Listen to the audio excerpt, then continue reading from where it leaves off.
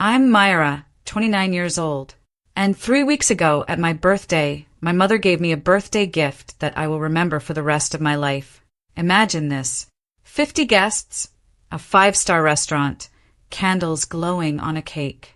Then your mother grabs the microphone and announces you were adopted as a tax benefit, that you were never really family, that 30 years of trying to belong meant nothing. My sister burst out laughing. My father wouldn't even look at me. But what none of them knew was that I had an envelope in my purse, an envelope from my grandmother, and what was inside would make my mother run from her own party before the night was over.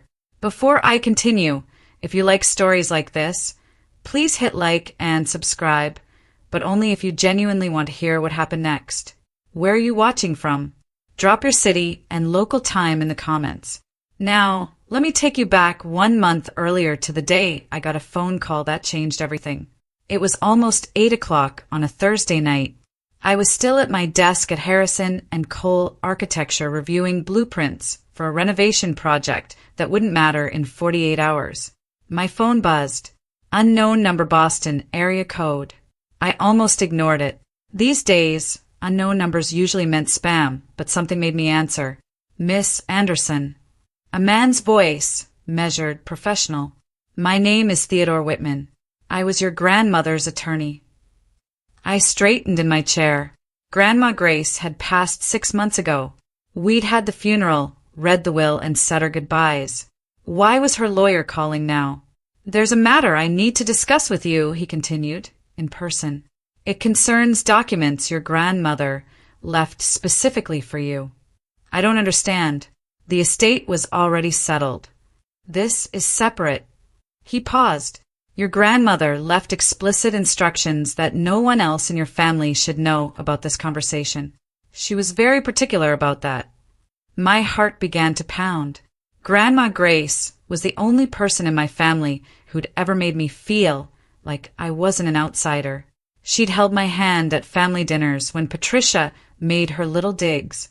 She'd whispered to me once when I was crying in her garden, "You belong here more than you know, sweetheart. One day you'll understand." I'd never understood what she meant. When can we meet? I asked. Tomorrow morning, 9 o'clock. I'll text you the address. After I hung up, I sat in my dark office for a long time. Grandma Grace had kept secrets. Secrets meant only for me. Part of me was afraid of what I'd find. A bigger part needed to know. That night, I came home to my apartment. The cramped one-bedroom I rented alone because living with family had never been an option. My phone buzzed again. The family group chat. Patricia Anderson, my mother, or rather the woman who raised me, had sent a message. Big news. We're throwing Myra a 30th birthday dinner at the Sterling. Saturday the 15th, 7 p.m., everyone's invited. I read it 3 times. The Sterling was one of Boston's most exclusive restaurants. My parents had never, not once in 30 years, thrown me a party like that. For my 18th birthday, I got a quiet family dinner, grocery store cake, a card with nothing written inside except "Happy Birthday." That same year, Jenna turned 15 and got a pool party with 30 friends, a DJ, and a professional photographer. I remembered sitting at my own birthday dinner, watching Patricia introduce guests. "This is Jenna, our daughter, and this is Myra." That pause, that tiny, deliberate pause before my name. I'd heard it 1,000 times. I stared at Patricia's text. Why now? Why this sudden grand gesture? Something felt wrong, like finding money on the street and knowing there had to be a catch. But maybe, whispered a hopeful voice I couldn't quite silence, maybe she's finally trying. Maybe this is different. I typed back, "Wow, thank you so much. I'm so surprised." Patricia replied immediately, "You deserve it, sweetheart." Sweetheart. She'd never called me that before. I set down my phone and stared at the ceiling. Tomorrow, I'd meet with Grandma Grace's lawyer.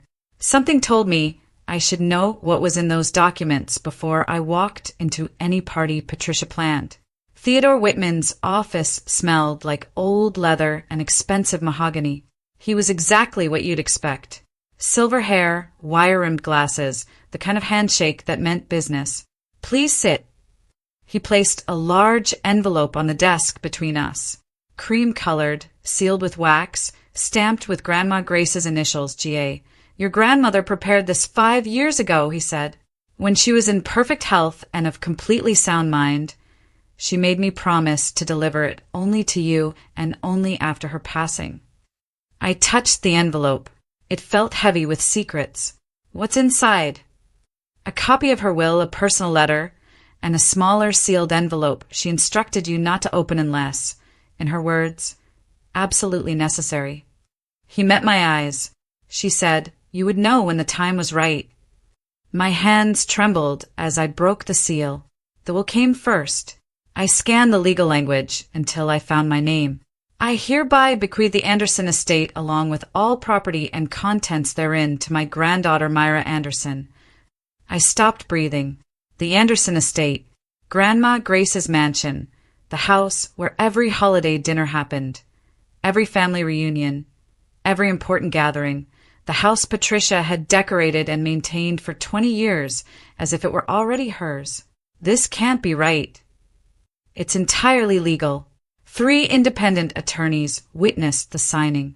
Video documentation exists. But why me? Mr. Whitman handed me the letter. Perhaps this will explain. He leaned forward. The will goes public in 2 weeks. Your grandmother wanted you to have time to prepare. Prepare for what?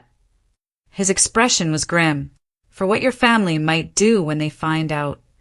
I waited until midnight to read Grandma Grace's letter. My apartment was dark except for one lamp. Outside, Boston hummed with distant traffic. I unfolded the pages, her elegant handwriting achingly familiar, and began. My dearest Myra, if you're reading this, I'm gone. And there are things I should have told you when I was alive. I wasn't brave enough then. I'm sorry. First, know this. I have loved you from the moment I first held you. Not because I had to, because you were light in a family that had forgotten how to shine.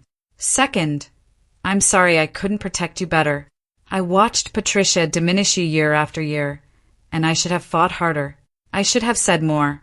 Third, and this is the hardest part, you are not a stranger, Myra.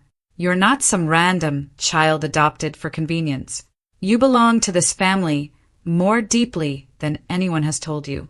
You are my blood, my real blood. I cannot explain everything in this letter. The small envelope contains the full truth.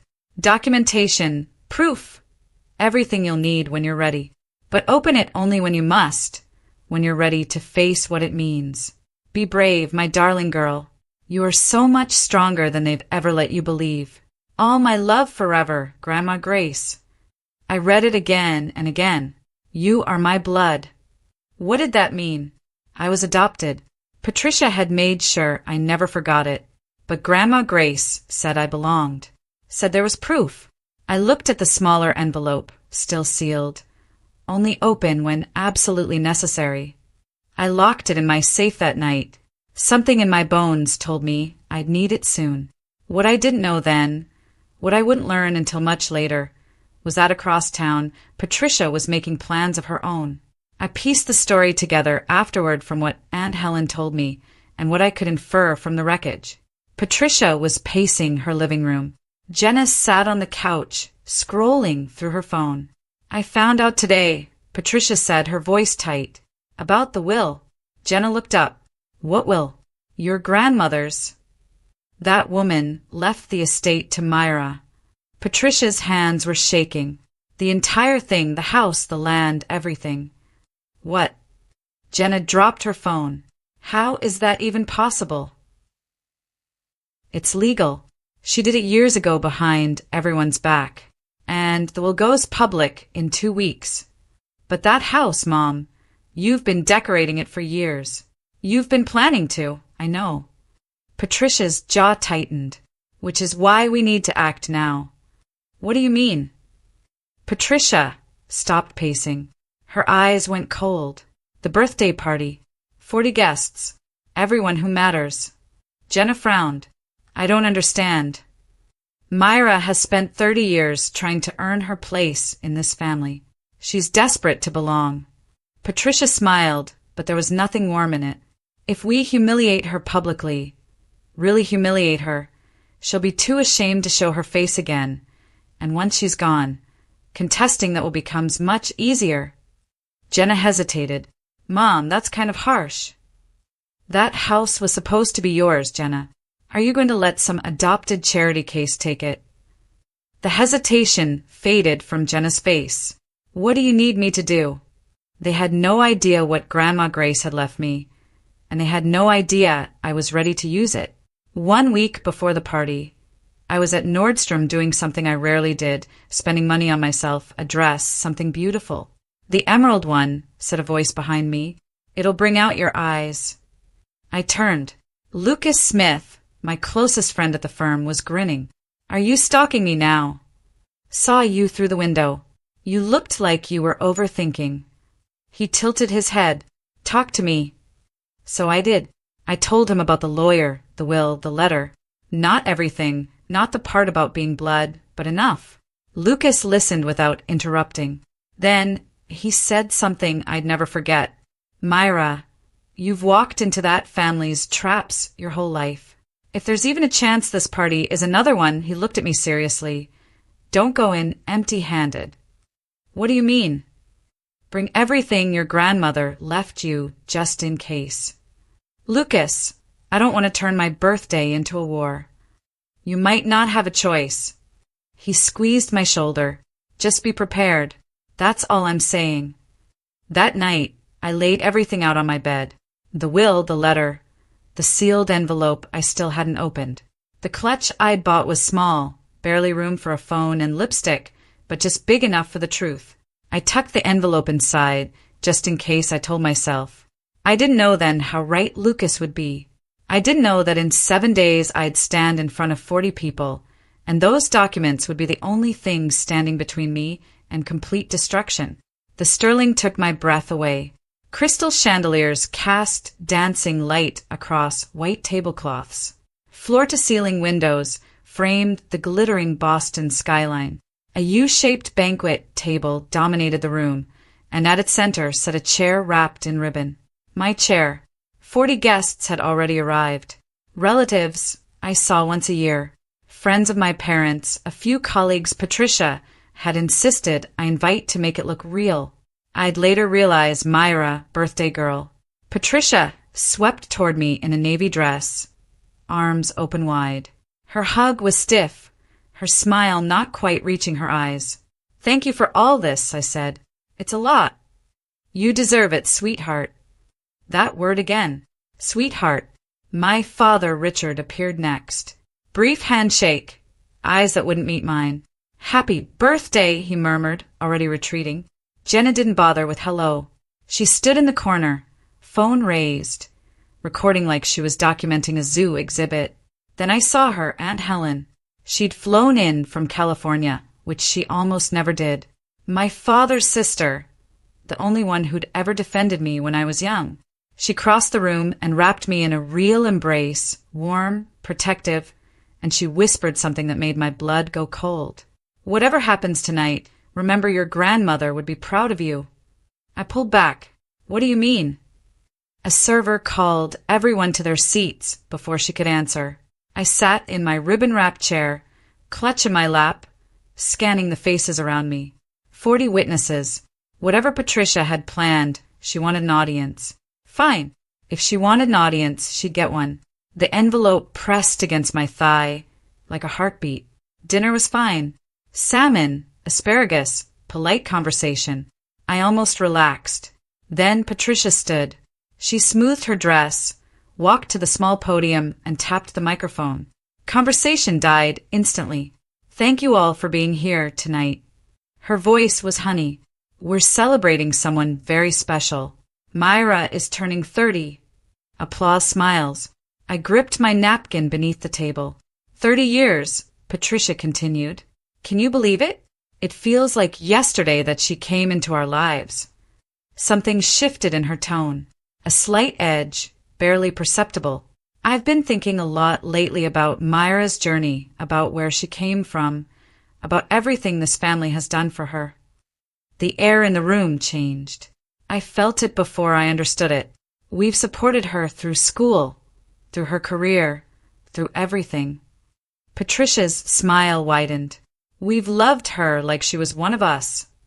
Like my stomach dropped. But I think, Patricia paused dramatically, scanning the room, it's time we were honest. Don't you? Murmurs rippled through the guests. Confused glances exchanged. I looked at my father. He was staring at his plate, shoulders hunched, refusing to look up.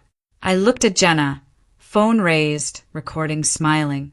For 30 years, Patricia announced, we've kept a secret.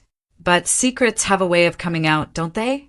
And I think tonight, on Myra's special day, she deserves to finally know the truth. My heart pounded so hard I could hear it. Across the table, Aunt Helen half rose, face pale. Patricia! Her voice was sharp. Don't do this. Patricia ignored her completely. Myra, sweetheart. She turned to face me, directly, eyes glittering. Are you ready to hear the truth? Myra isn't our biological daughter. The words hit the room like a bomb. Gasps, whispers. 40 pairs of eyes swiveled toward me. She's adopted. Patricia's voice rang with something almost like triumph. We took her in when she was 2. And do you know why? I sat frozen. Couldn't move. Couldn't breathe. Tax benefits. Patricia actually laughed. The government had this wonderful program back then. Adopt a child, get a nice deduction. Richard and I thought, well, why not? We could use the write-off. My ears were ringing. The room blurred at the edges.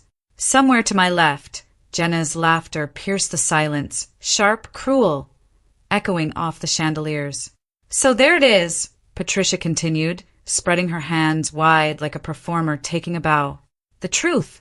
Myra was never really part of this family. She was a financial decision. She turned to me with exaggerated sympathy. I hope this doesn't upset you, sweetheart, but after 30 years of pretending, I thought you deserved honesty.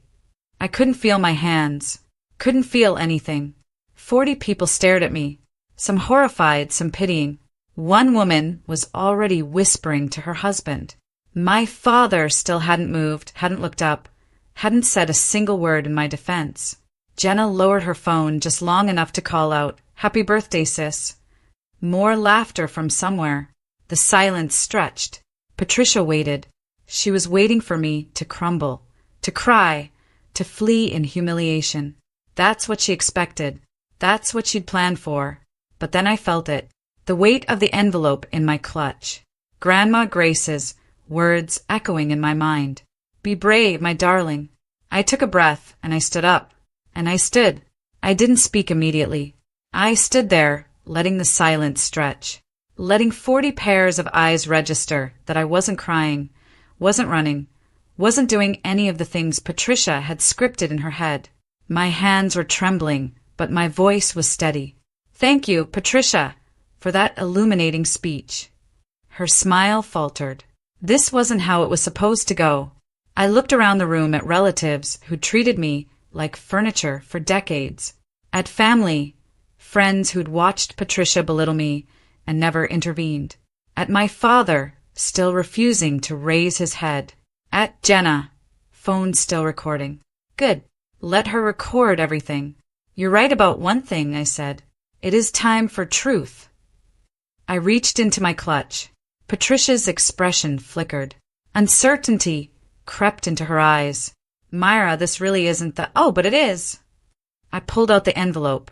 Cream-colored. Grandma Grace's initials, stamped in wax. You wanted to do this publicly, Patricia, before 40 witnesses. So let's do it properly. The room went absolutely still. I caught Aunt Helen's gaze. She gave me a small, almost imperceptible nod. Your grandmother would be proud. I looked down at what I held. Everything Grandma Grace had saved for me. Everything she'd wanted me to know. For one moment, I considered putting it away, walking out, taking the high road. Then I remembered every Christmas dinner where I sat in the corner. Every birthday forgotten. Every time Patricia introduced Jenna first and treated me as an afterthought. 30 years of being made to feel like I didn't belong. No more. Ready, Patricia? I asked calmly. For the truth. Her face had gone white. 2 weeks ago, I began, my voice carrying across the silent room, I received a call from Theodore Whitman, an estate attorney. Some of you may know him. He handled my grandmother's affairs. Patricia went rigid. He had documents to give me. Documents my grandmother prepared 5 years ago when she was healthy and sharp and knew exactly what she was doing. I held up the envelope. This is a copy of her will, certified, witnessed by 3 independent attorneys, completely legal. Myra, Patricia's voice was strained. This isn't the place to discuss. This is exactly the place. I kept my tone calm, professional. You made it the place when you called me a tax write-off in front of everyone I know. Several guests shifted uncomfortably. Someone coughed.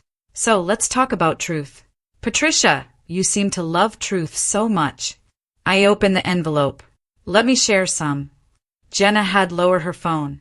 Her smile was gone. My father finally looked up. His face had gone gray.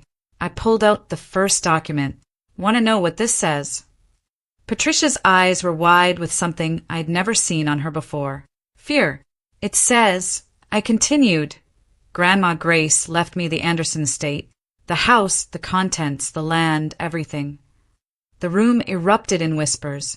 That's impossible, Patricia started. It's entirely legal. I cut her off. I can recite the exact language if you'd like, word for word. Patricia's mouth opened and closed. Nothing came out. But here's the thing. I smiled, calm, controlled. The house isn't even the most interesting part. I watched her face drain of color. Do you want to tell them, Patricia, or should I? Let me pause here for just a second. If you've made it this far and you want to know what else is in that envelope, tap like and drop a comment telling me what you think Grandma Grace's secret is. I read every single one, and trust me, what I'm about to reveal is wilder than anything you're guessing right now. Okay, back to the story. Patricia tried to recover. Myra, this isn't the time or place to discuss estate matters. I see. Not the time. I let out a soft laugh. You just told 40 people I was a tax deduction. You don't get to decide when it's not the time. Whispers rippled through the guests. Uncomfortable glances passed between couples. This is a family matter. Patricia stepped toward me. We should continue this privately. No, my voice didn't waver. You wanted an audience for your performance. You've got one. Patricia spun toward my father. Desperation leaked into her voice. Richard, say something. Every eye shifted to him. Richard Anderson, the man who'd been my father for 30 years without ever truly being my father, slowly raised his head. Pat, he said quietly, maybe we should let Myra finish. Patricia looked like she'd been slapped. Richard, I'm tired, Pat. His voice cracked. I've been tired for a very long time. Jenna's jaw dropped. Dad, let her speak. The room fell silent again. I hadn't expected that. 30 years of watching my father avoid every conflict. 30 years of watching him look away while Patricia made me feel invisible. And now, finally, he was pushing back. It didn't fix anything. Not yet. But something had shifted. Patricia stood alone at the podium. No allies left. I almost felt sorry for her. Almost. Shall I continue? I asked. No one objected. Good. I pulled out the second document, Grandma Grace's letter, because you haven't heard the best part yet. Patricia's face was completely white now. She knew. I could see it in her eyes. She knew what was coming, and she couldn't stop it. I held up the will so everyone could see. This is certified, notarized, legally binding, prepared 5 years ago by Theodore Whitman, Grandma Grace's personal attorney. My voice was clear and steady. I'd rehearsed this in my head 100 times since that meeting. It states that the Anderson estate, the house, the property, all its contents, passes to me, Myra Anderson. Gasps rippled through the crowd. That property has been in the family for 60 years. Grandma Grace lived there her entire married life. I looked directly at Patricia. She left it to me. Not to you, not to Jenna. To me. That's impossible, Patricia sputtered.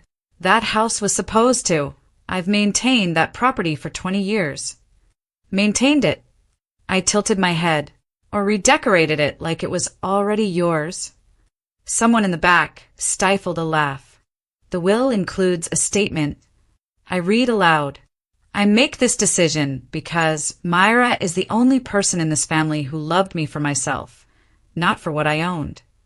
Patricia's face contorted. That senile old woman had no right to— Careful, my voice dropped. That's my grandmother you're talking about. Aunt Helen stood. The will is valid, Patricia. I witnessed it myself. More gasps, more whispers. Patricia whirled on her. You knew about this? Mother was lucid, sharper than any of us. Aunt Helen's voice was ice. She knew exactly what she was doing. I let the moment settle. Let Patricia feel the walls closing in. But here's the thing, I said slowly. The house isn't even the most interesting part. Patricia's eyes went wide. There's more, someone whispered. Much more. I unfolded Grandma Grace's letter. My grandmother wrote this by hand, and it explains something that changes everything. The room was so quiet I could hear the chandelier, crystals tinkling. I read aloud. My dearest Myra, you're not a stranger who was adopted by chance. You are not some charitable act or tax benefit. You are my blood, my real blood. You are my granddaughter, the daughter of Marcus, my firstborn son.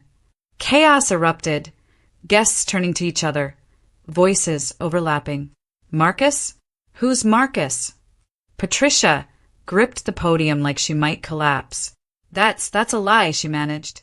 Marcus was Richard's older brother. Aunt Helen's voice cut through the noise. He passed away when Myra was 2. Every head swiveled toward her. He struggled with addiction. Our parents disowned him, pretended he'd never existed. Aunt Helen's voice was steady but heavy with old grief. When Marcus died, Mother was devastated. He had a daughter, a 2-year-old who needed a home. She looked at me, eyes glistening. Mother begged Richard to take her in, to keep Marcus's child in the family. I could barely breathe. Richard had tears running down his face. You're my niece, Myra, Aunt Helen said softly. You always have been. I turned to Patricia. You knew. It wasn't a question. You've known the whole time. She said nothing. Her silence was admission enough. 30 years. My voice shook slightly. You made me feel like an outsider for 30 years when I had more right to be here than you ever did. Patricia opened her mouth. But I wasn't finished. And that's still not everything. I reached into the envelope and pulled out the smaller sealed packet, the one I hadn't opened until tonight. Grandma Grace had written on it, only open when necessary. If this wasn't necessary, nothing would ever be. My grandmother left me one more thing, I said. She told me to open it when I truly needed it. I looked at Patricia, at her white face, her shaking hands. I think now qualifies. Patricia lunged forward. Myra, wait. Whatever's in there, we can discuss this privately. Privately. I held the packet out of her reach. Like you privately planned to humiliate me tonight. Like you privately recorded it, so you could share my shame with everyone. She froze. Yes, I figured it out. I glanced at Jenna, who was frantically trying to stop her phone. The public shaming, the recording. You thought if you embarrassed me enough, I'd disappear. Then you could contest the will without a fight. Patricia's mouth worked soundlessly. How did you? It doesn't matter how. What matters is what's inside. I carefully broke the seal. I pulled out 2 items. First, a DNA test result dated 28 years ago. Second, an old photograph, faded at the edges. I studied them for a long moment. My hands trembled, not with fear, but with the weight of understanding finally clicking into place. Grandma Grace kept thorough records, I said quietly. Very thorough. I looked up at Patricia. Would you like to explain these, or should I? Her face had gone from white to green. 40 people held their breath. I finally understood why Grandma Grace had chosen me, and why Patricia had spent 30 years trying to make me feel like I didn't belong. I held up the DNA test. This was taken when I was 2 years old, when Marcus, my father, was still alive. My voice was steady now, grounded in truth. It confirms I'm his biological daughter. I studied the results again at the detail that had made my breath catch when I first read it. But there's something else. Something about Marcus himself. Patricia made a strangled sound. Marcus Anderson, I read clearly, was not biologically related to Harold Anderson, the man listed as his father. The room erupted. What does that mean? Someone called out. It means, Aunt Helen said quietly, that our mother had Marcus before she married our father. He was from a previous relationship. Harold adopted him when they wed, but Marcus was never a biological Anderson. I let that sink in. So Marcus wasn't Harold's biological son. I'm Marcus's biological daughter, which means, I paused. The Anderson family has no blood claim to my grandmother's estate. Her property came from her family, not Harold's. I held up the photograph, a faded image of a young woman holding a baby. Same eyes, same smile. You married into a family, I told Patricia, that has no connection to this inheritance. The estate belongs to Grandma Grace's bloodline. I lifted the photo higher, and that bloodline is me. Patricia swayed. You spent 30 years making me feel like I didn't belong, I said, but I'm the only one here who actually does. Someone started clapping, then another, then half the room. I didn't smile. I wasn't doing this for applause. I was doing it for truth. And the truth was finally free. Patricia attempted one final counterattack. This is ridiculous. That can be contested. These documents could be forged. They're not forged. Aunt Helen stepped forward. I have video of Mother signing the will. I have the original DNA results in a safety deposit box. And I have 20 years of documentation of exactly how you treated Myra. Patricia whirled on Richard. Richard, are you just going to sit there?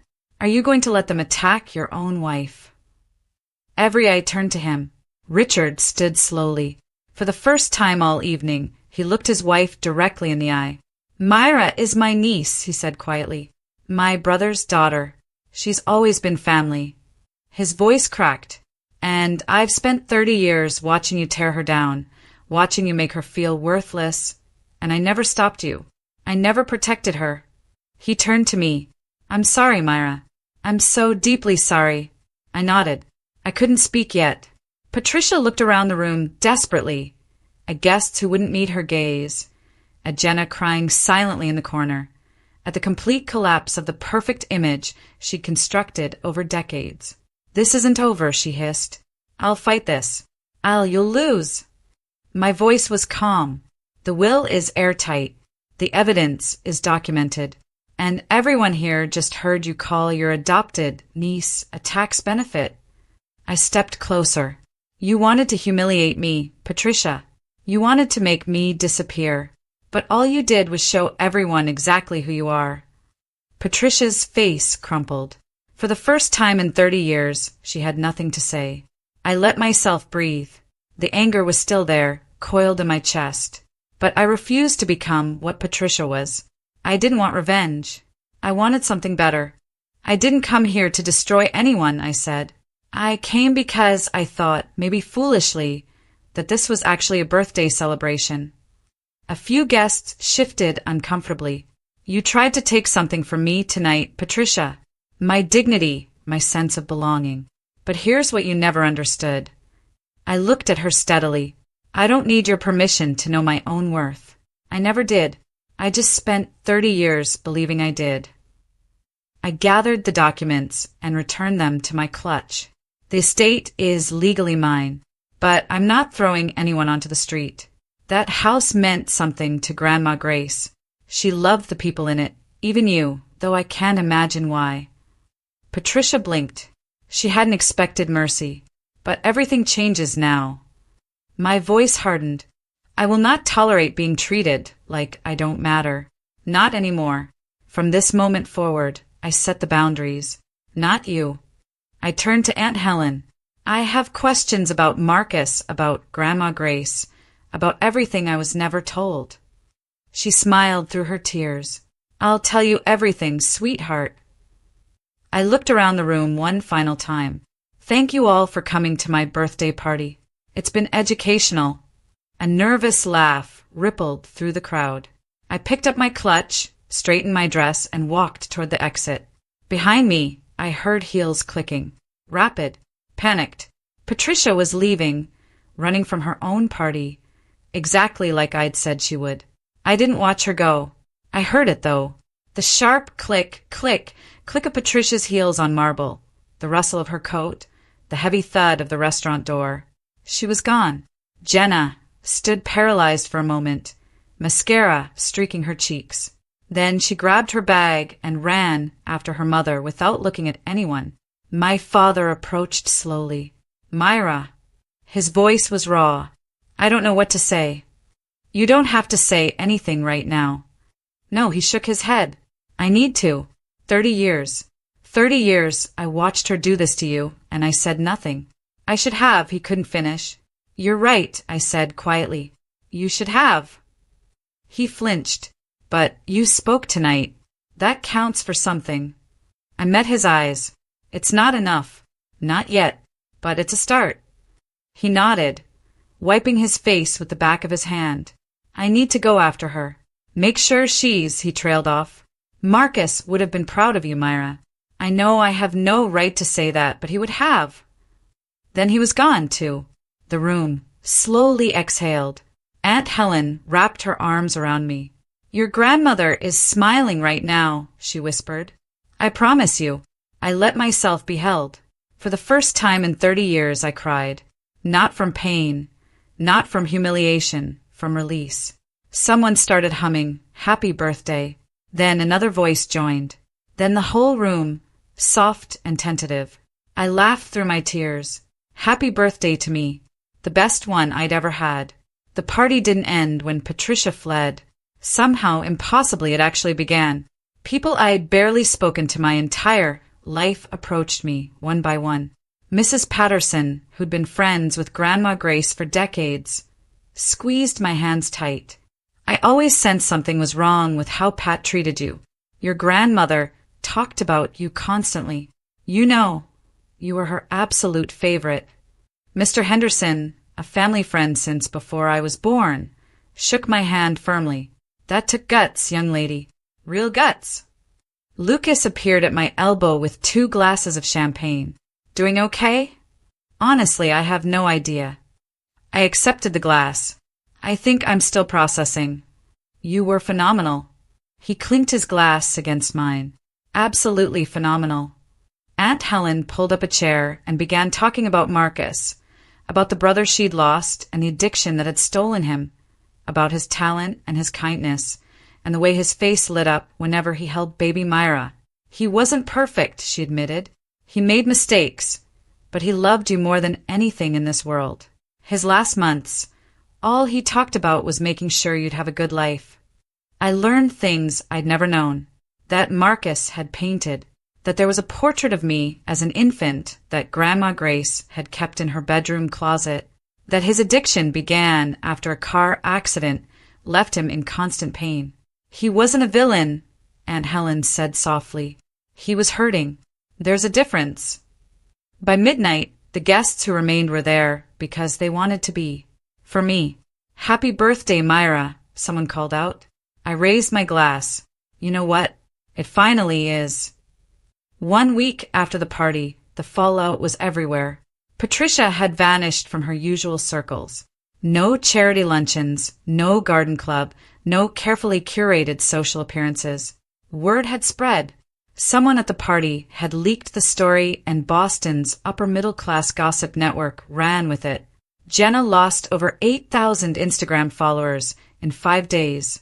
Brands quietly distance themselves. Turns out people don't want to buy skincare from someone who laughed at her sister's public humiliation. Then Richard called.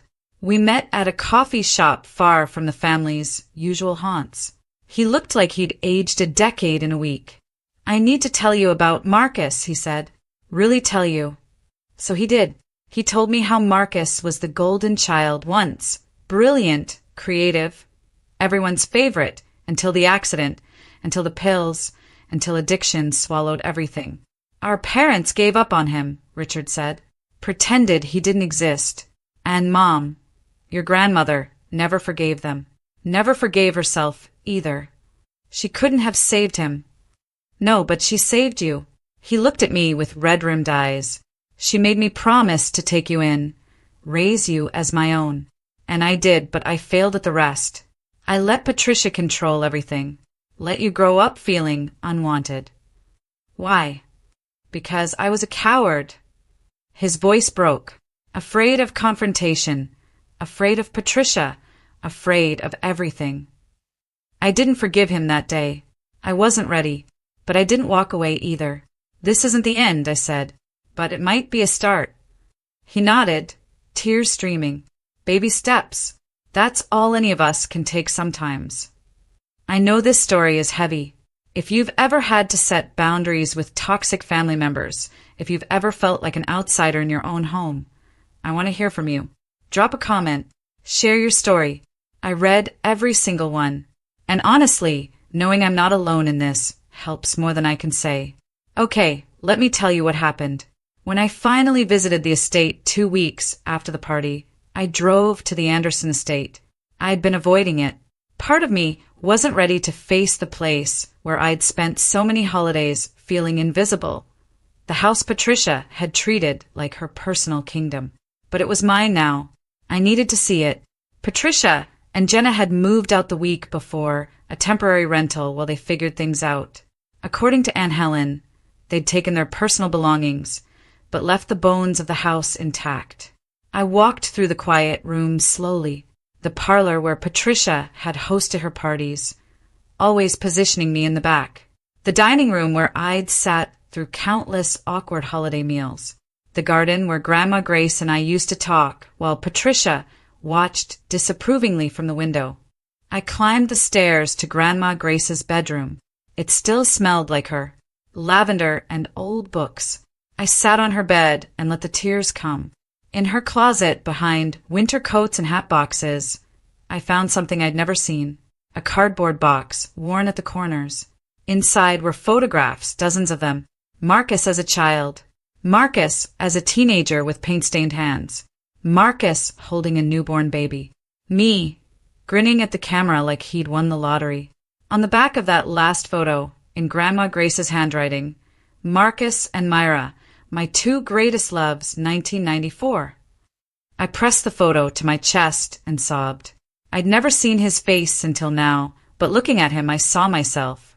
The same eyes, the same crooked smile. I wish I'd known you, I whispered to the empty room. The house was silent, but for the first time it felt like home. 3 weeks after the party, my phone rang. Jenna.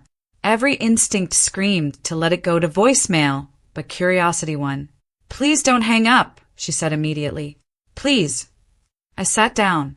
I'm listening. Can we meet somewhere neutral? I need to, I don't know. I need to talk.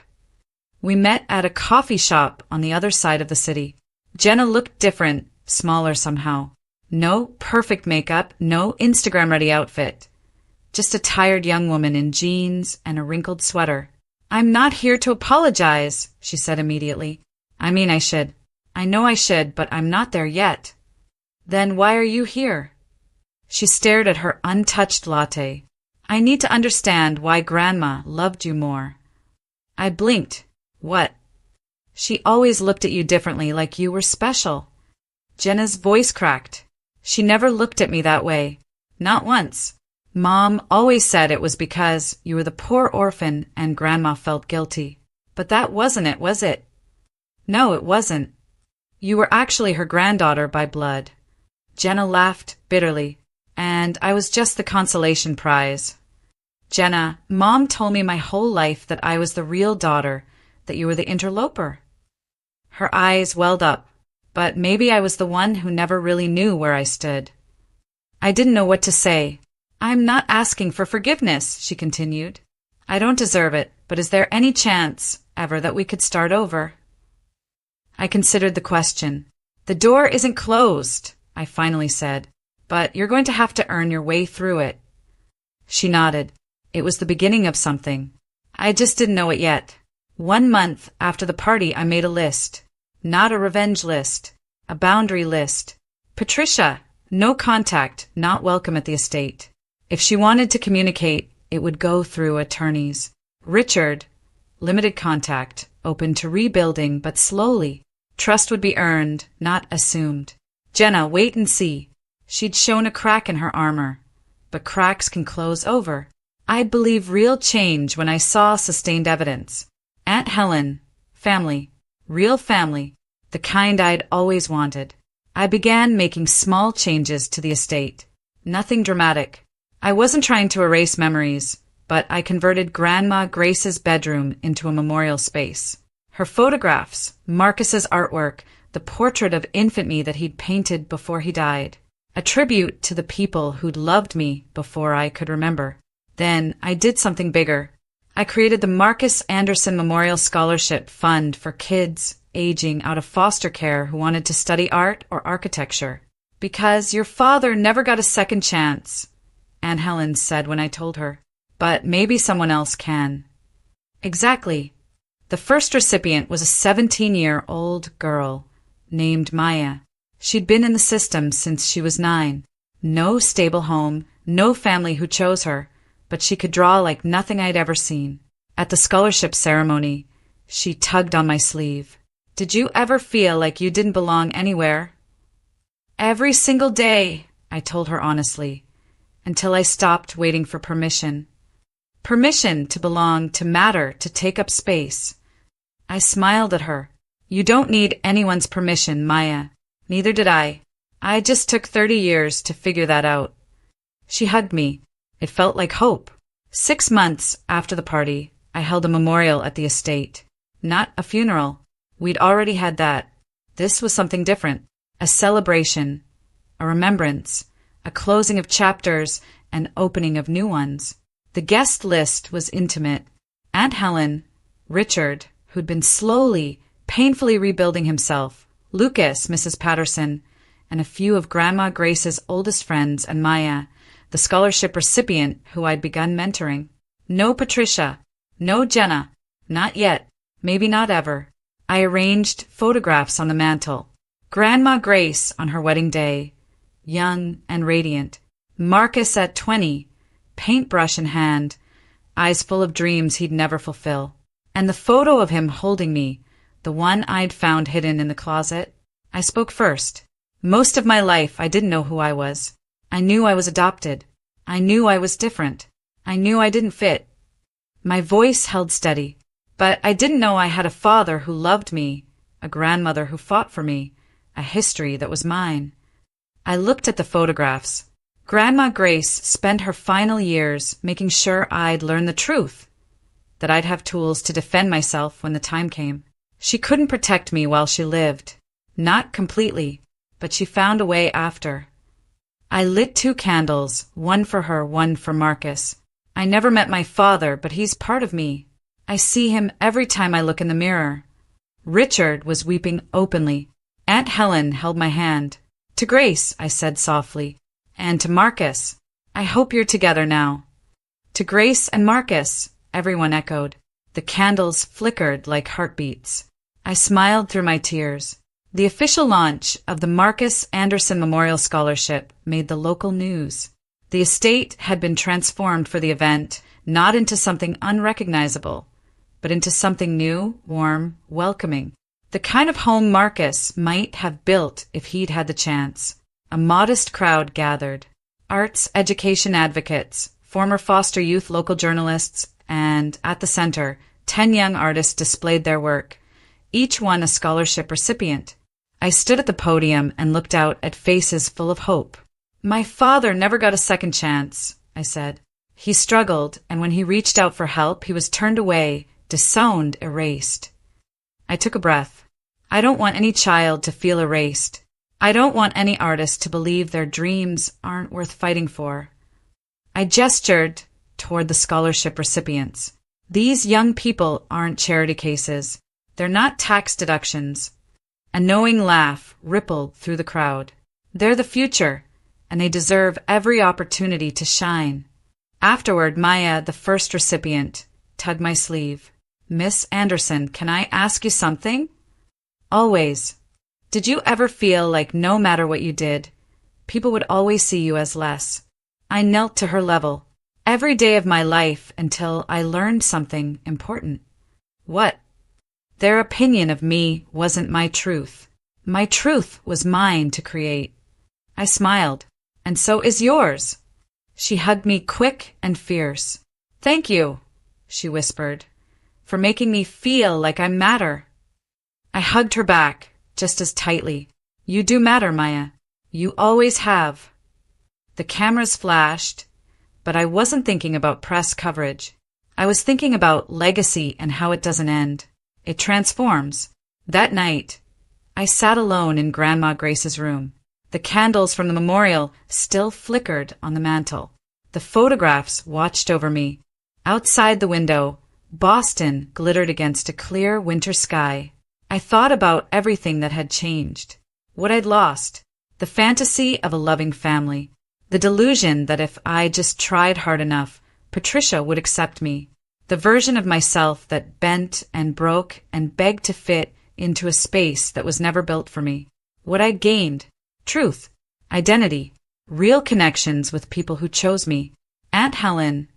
Richard in his imperfect way. Friends who showed up. Freedom from seeking validation I was never going to receive. And something harder to name. Peace. I looked at the photo of Marcus.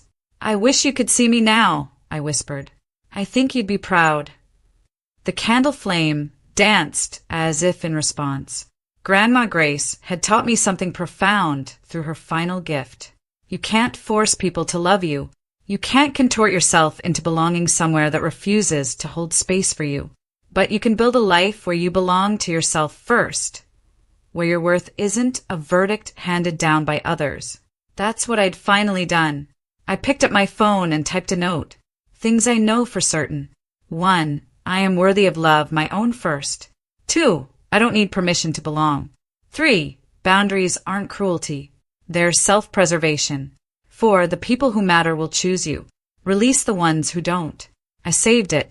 Then I stood, blew out the candles, and walked toward my future. Behind me, the house settled into quiet. I was finally home. Here's what I've learned. After everything that happened, I spent a lot of time trying to understand Patricia, not to forgive her. I'm not there, and I may never be, but to make sense of it. A therapist explained it to me this way. People like Patricia don't hate you because something's wrong with you. They hate you because you represent something they can't face in themselves. Marcus was the family's shameful secret, the failure they wanted to erase. And every time Patricia looked at me, she saw him. She saw everything the Anderson name wanted to bury. Her cruelty was never really about me. It was about her own fear. Fear of losing control. Fear of exposure. Fear of not measuring up. She managed that fear by making me small. By making me the problem instead of examining her own reflection. That doesn't excuse a single thing she did. Not even close. But understanding it helped me stop blaming myself. And my weakness was always believing I had to earn love. I spent 30 years auditioning for acceptance, performing, bending, shrinking, trying to prove I deserved a seat at a table that was never going to welcome me. The truth is, you don't prove you're worthy of love. You simply are.